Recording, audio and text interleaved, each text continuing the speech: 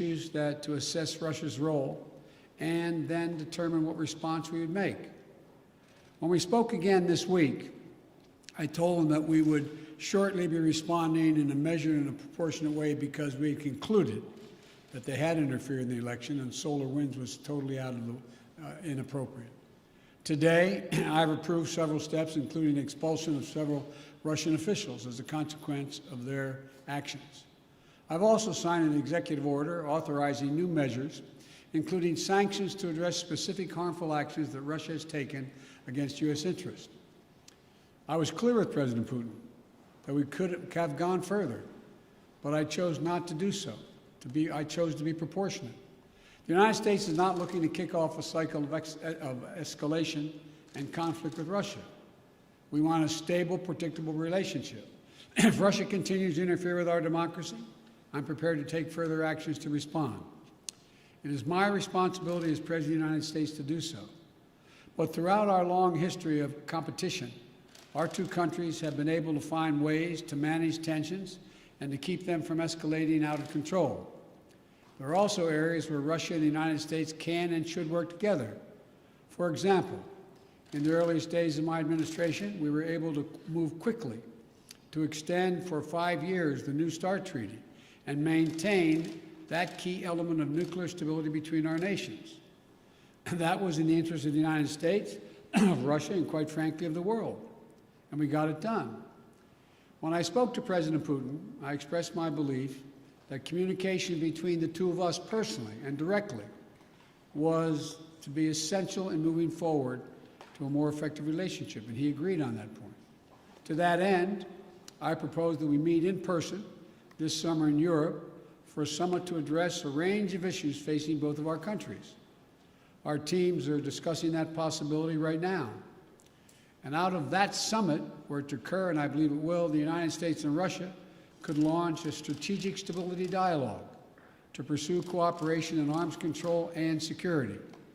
We can address critical global challenges that require Russia and the United States to work together, including reining in nuclear threats from Iran and North Korea, ending this pandemic globally, and meeting the existential crisis of climate change. I also made clear to President Putin that the United States is unwavering in our support of our allies and partners in Europe. In that vein, I expressed concern about Russia's military buildup on Ukraine's border and in occupied Crimea.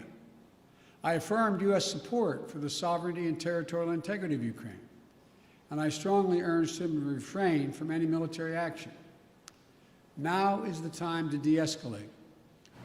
The way forward is through thoughtful dialogue and diplomatic process. The U.S. is prepared to continue constructively to move toward that process. My bottom line is this: where there's an interest in the United States to work with Russia, we should and we will.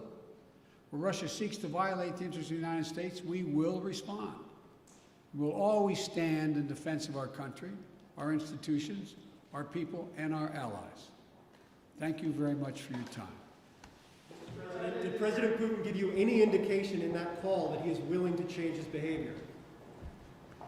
We indicated we would talk about it. I laid out, as I said, very simply.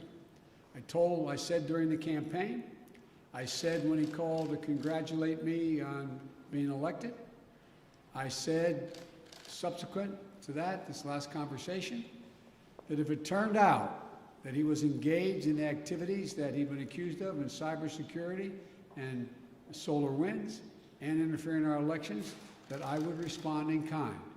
I urged him to respond appropriately, not to exceed it, because we can move as well.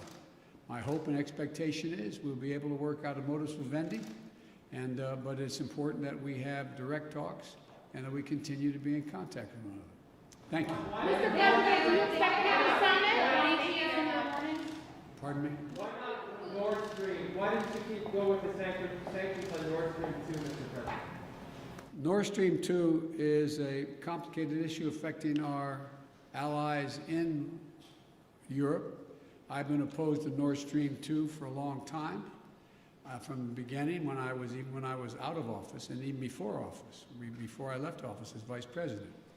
but that still is an issue that is in play. Thank you very much.